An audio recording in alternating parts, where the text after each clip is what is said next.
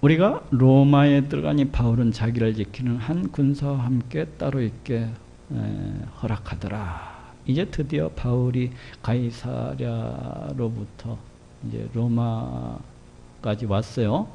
와가지고 이제 겨울을 갔다가 멜리데 섬에서 이렇게 나고 2월 중순에서 2월 말경에 멜리데 섬에서 출발을 해서 이제 드디어 로마까지 이렇게 들어가게 되는 것을 볼 수가 있어요.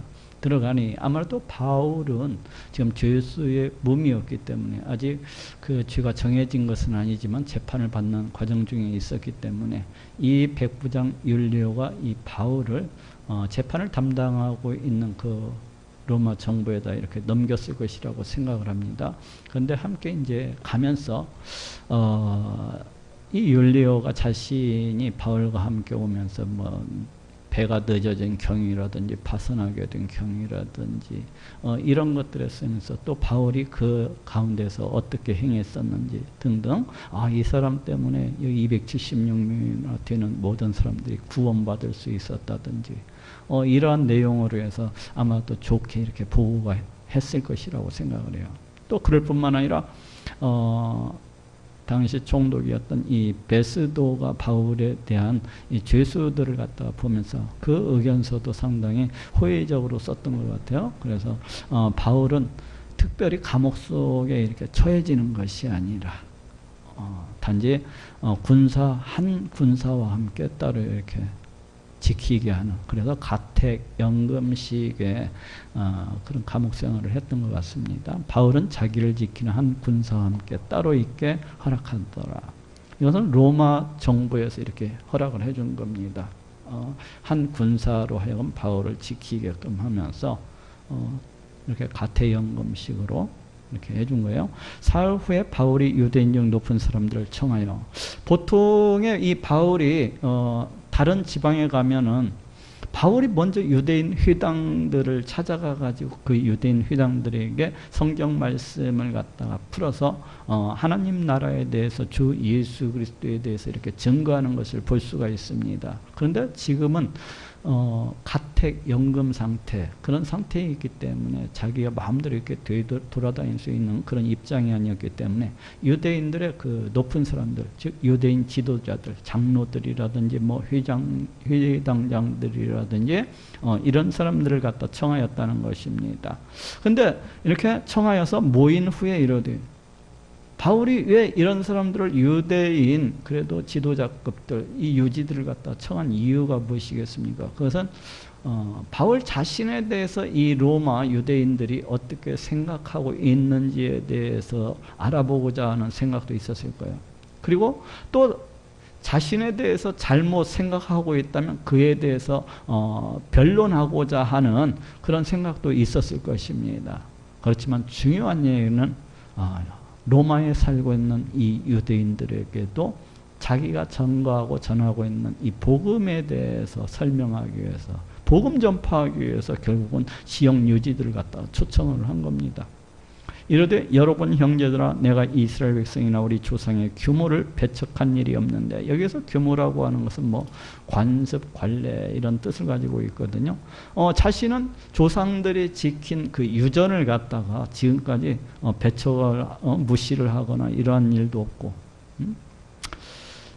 그런데 예루살렘에서 로마인의 손에 죄수로 내어준 바 되었으니, 유대인들이 내가 뭐 어떤 관례라든지 관습을 갖다가 뭐 무시하고 결코 그런 사람이 아닌데, 지금 예루살렘에서 그 우리 유대인 같은 동족인 우리 유대인들이 나를 갖다가 오해를 해가지고 지금 나를 갖다가 이렇게 로마인의 손에 죄수로서 이렇게 내어준 결과 이렇게 된 것이다 하면서 자신의 입장에 대해서, 지금 자신의 상황에 대해서 설명을 하고 있는 것을 볼 수가 있습니다. 로마인은 나를 신문하여 죽일 제목이 없으므로 놓으려 하였으나, 여기서 로마인이라고 하는 것은 주로 베스도 총독, 그 다음에 벨릭스 총독을 갖다가 일컫는 얘기겠죠. 근데 이 벨릭스 총독이나 베스도 총독이 물론 바울이 죄가 없다는 것은 알았어요. 그런데 왜 안 놓아주었습니까? 놓아주려고 하지 않았어요, 원래. 왜 놓아주려고 하지 않았어요? 유대인들의 눈치 때문에 놓아주려고 하지 않았어요. 근데 여기에서 지금 바울은 죽일 죄목이 없으므로 노으리 하였으나 하면서 유대인들이 반대하기로 못 놓아줬다는 겁니다. 죽일 그 총독들은 자기를 갖다 죽일 제목이 없기 때문에 놓아주려고 했는데 유대인들이 반대하기로 이렇게 놓아주지 아니었다는 거예요. 그래서 내가 마지못하여 가이사께로 호소하며, 그래서 자기가 가이사 황제에게 이 상소를 갖다가 할 수밖에 없는 그런 입장이었다. 내가 가이사에게 내가 어쩔 수 없이 이렇게 가이사에게 내가 항소를 갖다 하게 된 것이다. 왜? 유대인들이 반대해서 나를 갖다가 이렇게 죽이려고 했기 때문에 그렇게 내가 항소할 수밖에 없었던 이유이다 하고 이렇게. 그래서 가이사에게 호소하면 내 민족을 송사하려는 것이 아니로다. 그러니까 지금 자신의 민족을 갖다가 어떻게 가이사 황제한테 이렇게 험담을 해가지고 구해 바치려고 하는 것도 아니고 자신의 민족에 대해서 안 좋게 얘기하려고 이러는 것이 아니다는 거예요. 내가 지금 이 자리까지 이렇게 온 것은 우리 민족을 갖다가 뒤에서 그렇게 헐뜯고 매국 노가되기 위해서 온 것이 아니다. 내가 어쩔 수 없는 입장에서 근데 유대인들이 나를 갖다가 죽이려고 했기 때문에 내가 굳이 이렇게 상소를 할 수밖에 없었다 하고 자신의 입장에 대해서 지금 이야기를 갖다 하고 있습니다. 유대인들은 지금 19절 이 말씀을 통해서 보건대 이 로마에 살고 있는 유대인들은 어떠한 염려를 갖다가 가지고 있습니까? 지금 이때가 AD 60년경이에요. 그러면은 지금 로마로 들어와서 살기 시작한 지가 불과 몇 년 되지 않았어요, 유대인들이. AD 49년에 글라우디오 황제 유대인 로마 추방령에 의해서 로마를 갖다가 다 떠났다가 글라우디오 황제가 AD 54년경에 죽고 그 뒤에야 이제 멀리 떨어져서 추방되었던 그 유대인들이 다시금 들어와서 살기 시작했기 때문에 불과 유대인들이 이 로마 시내에 다시 들어와서 이와 같이 보금자리를 꾸밀 수 있었던 것은 불과 몇 년이 지나지 않았어요. 그래서 유대인들은 그런 마음이 있는 겁니다. 혹시 바울 저 사람이 혹시 우리 민족을 갖다가 험담해갖고 모함해가지고 또다시 이 로마에서 쫓겨나게 되면 어쩌나 하는 이런 염려도 있는 겁니다. 그래서 지금 그에 대한 내가 내 민족을 송사하려는 것이 아니로라 하고 이제 그에 대해서 이렇게 이야기를 갖다 하고 있는 것입니다. 이 유대인들이 무엇을 염려하는지를 알고 있었기 때문에 이러므로 너희를 보고 함께 이야기하려고 청하였노니, 그러니까 이제 바울이 자신이 그래서 당신들과 함께 이야기하려고 이렇게 청하였다는 거예요. 그러면서 이제 드디어 이제 그 자신이 유대인들로부터 오해를 받은 것에 대해서 함께 이 얘기를 해보자. 그 오해받은 것에 대해서 실은 자신이 받은 오해에 대해서 얘기를 하는 것이지만 실은 바울이 복음 전파를 갖다가 지금부터 다시 시작하고 있는 거죠. 이야기하려고 청하였느니 이스라엘의 소망을 인하여 내가 이 쇠사슬에 메인 바 되었노라. 유대인들이 자기를 갖다 모함해가지고 이렇게 로마인의 손에 넘긴 것은 다른 것이 아니다. 이스라엘의 소망을 인해서 그렇게 된 것이다. 저들의 오해로 인해서 이렇게 비롯된 것이다 하고 이야기를 하고 있어요. 이스라엘의 소망이 무엇입니까? 이스라엘의 소망이라고 하는 것은 이게 구약성경에 예언되어 있는 하나님의 약속의 말씀입니다. 그게 뭡니까?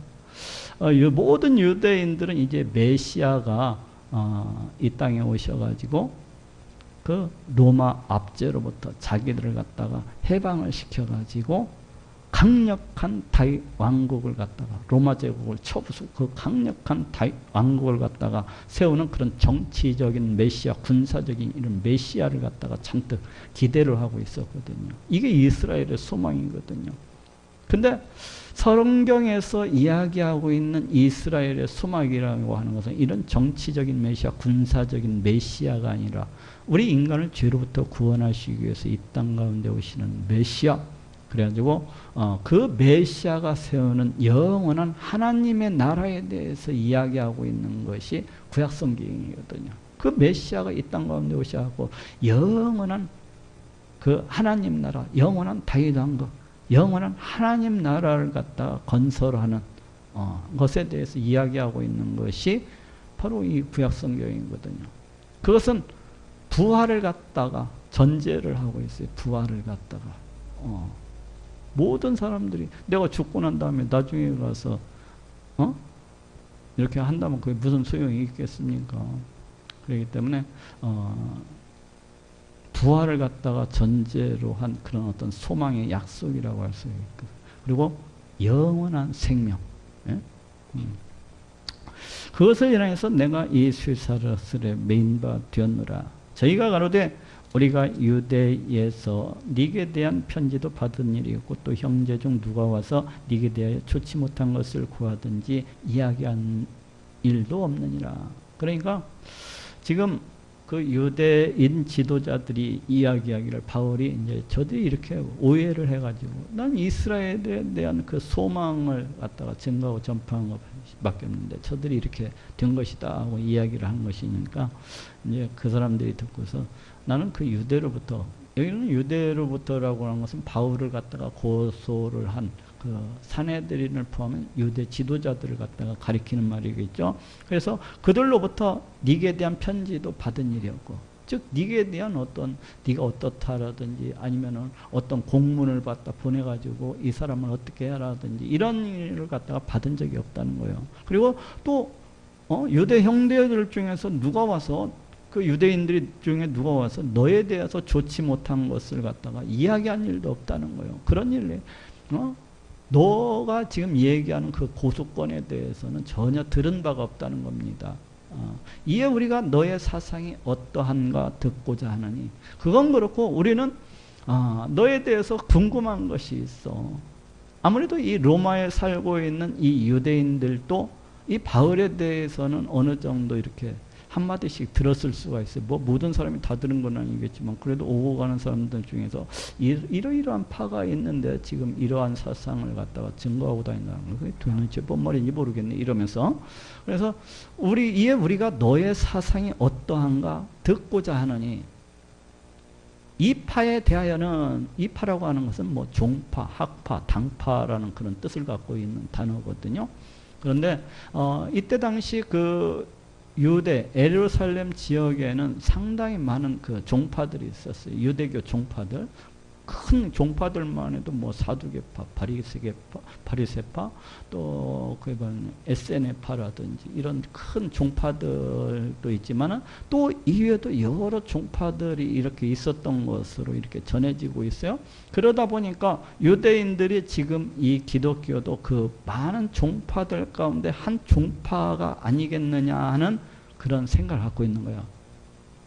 그러면 큰 종파에 있는 사람들은 작은 종파, 이제 막 신생종파라든지 그런 사람들을 보면은 아무래도 무시하고 멸시하는 그런 느낌이 있습니다. 지금 여기에서도 마찬가지예요. 너희 파라고 하는 것은 아직 이단으로까지는 생각을 안 하지만은, 만약에 이단으로서 생각하겠다면 굳이 그 바울의 사상이 어떠한지에 대해서 듣고자 했겠습니까? 이단의 사상, 이단인 줄 알았더라면. 근데 바울이 아직까지는 이단이라고 이 사람들이 생각을 하지 않았기 때문에 네 파에 대해서는 어디서든지 반대를 받는 줄 우리가 알미라 하더라.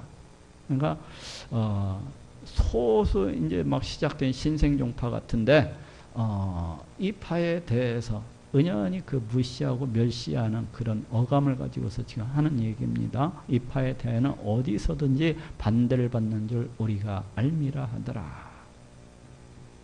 그래서 이단이라고 이렇게 이 로마에 살고 있는 이 유대인들이 생각을 했었더라면은 전혀 바울의 이 사상에 대해서 전혀 알고 싶어하지도 않았을 거예요. 네? 근데 이제 기독교가 당시에 이제 로마 제국 내에 상당히 많이 이렇게 막 자라나고 있었기 때문에. 그래서 이제 한마디씩 이렇게 들어오는 소문이 있고, 또 어떤 사람이 그것에 대해서 이렇게 전하고 다니는데 유대인들이 이렇게 반대를 갖다가 한다는 소문이 그런 소문이 들려오고 이제 그런 것들에 대해서 좀 이렇게 알고 있는 그 정도입니다.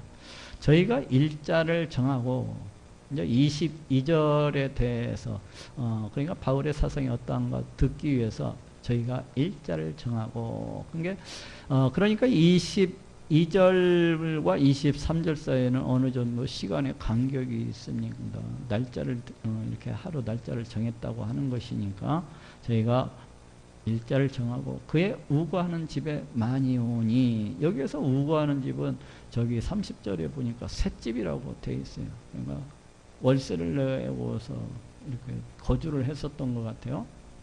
그런데 바울이 이때 뭐 장막 짓는 일을 갖다가 하면서 또 그 셋집에서 이렇게 일을 하면서 복음을 증거했을 거다 뭐 이런 말들도 있고 한데 저는 그렇게 생각하지는 않아요.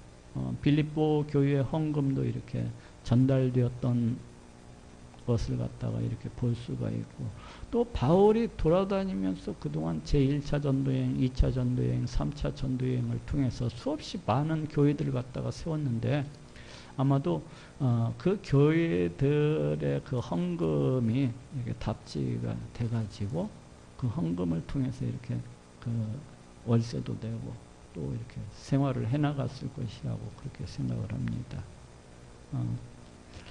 그의 우거하는 집에 많이 오니 바울이 아침부터 저녁까지 강론하여 그게 바울이 전하고 있는 이 사상에 대해서 알고자 많은 그 유대인들이 이렇게 바울이 거하는 그 셋집에 왔다는 거예요. 그래서 아침부터 저녁까지 강론하여 하나님 나라를 증거하고 모세의 율법과 선지자의 말을 가지고 예수의 일로 권하더라. 여기에서 모세의 율법과 선지자의 말이라고 하는 것은 바로 구약성경입니다. 오늘날 구약성경 말씀을 갖다가 풀어서 이제 하나님 나라에 대해서 구약성경 말씀을 풀어서 또 예수 그리스도에 대해서 이렇게 증거하고 전했다는 거예요. 근데 아침부터 저녁까지 강론하여 이 바울의 열정이 그냥 아침부터 저녁까지 성경을 앞에다 두고서 그 강론을 갖다가 해놨다는 것을 알고 있어요. 오늘 우리 153 교회가 지금 이제 다음 주부터 에레미야서 이렇게 강해를 갖다가 해나가는데 우리가 예전에 그 이사야서를 강론해 왔던 것처럼 또 지금 사도행전을 이렇게 강의하는 것처럼 바로 이런 형식으로 해서 바울이 강론을 했을 것이라고 생각을 합니다.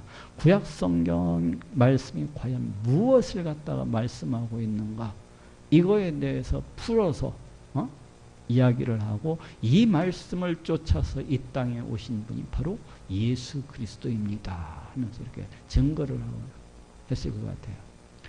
예수 그리스도 구약 성경이 말씀하고 있는 이 다윗 왕국이 무엇인지에 대해서 구약 성경이 말씀하고 있는 이 영원한 다윗 왕국이라고 하는 것은 하나님께서 보내시는 메시아, 그 메시아가 세우시는 하나님의 나라를 갖다가 의미하고 있습니다. 그 하나님 나라의 주인이 누구입니까? 그 예수 그리스도입니다. 이러면서 구약 성경에 예언되어 있는 이 예수님에 대해서 아침부터 뭐 저녁까지 뭐 이렇게 강론했다 보니까 물론 이사야서 전체를 강의한다든지 아니면 선지서 뭐 전체를 갖다가 이렇게 강해를 갖다가 할 수는 없어요. 그 시간에 뭐 어떻게 그걸 다 강의를 하겠습니까? 며칠 동안에 그 많은 성경들을 단지 이제 핵심적인 부분들만 메시아에 관한 예언들 가운데서 10분의 1도 안 되는 그 부분들, 그 핵심적인 부분들만 그렇게 강의를 해나갔겠죠. 그래서 이제 그 강론을 통해서 우리 예수님에 대해서 예수님을 믿어야 된다. 증거하고 전파를 했겠죠. 이 하나님 나라는 우리 예수님께서 이 땅 가운데 육신의 몸을 입으시고 오심으로 해서 이미 시작이 되었다고 할 수가 있어요. 그리고 지금도 그 하나님의 나라는 계속해서 뭐라고 하면 확장되어 가고 있는 것을 볼 수가 있고 최종 완성은 우리 예수님께서 이 땅 가운데 다시 오시는 날, 이제 그 최종 완성을 갖다가 이렇게 하리라고 봅니다.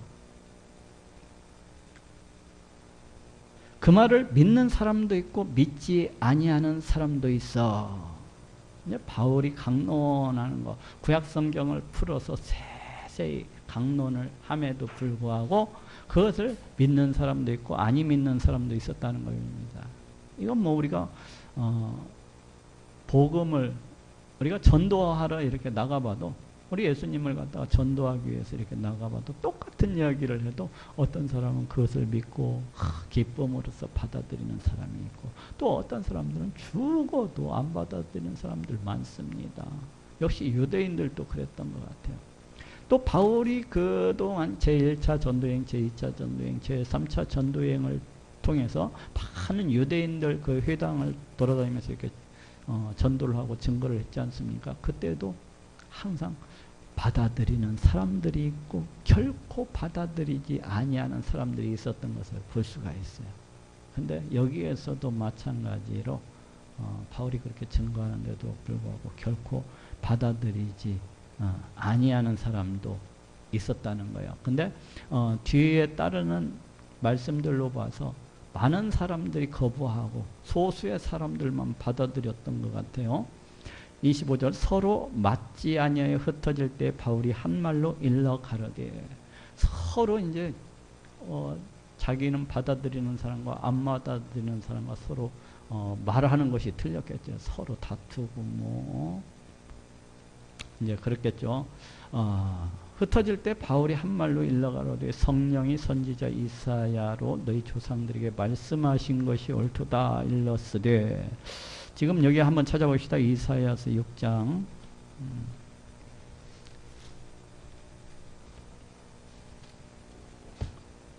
이사야서 6장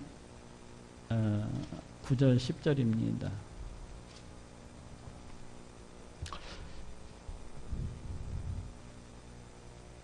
여호와께서 가라사대 가서 이 백성의 얘기를 너희가 듣기는 들어도 깨닫지 못할 것이요 보기는 보아도 알지 못하리라.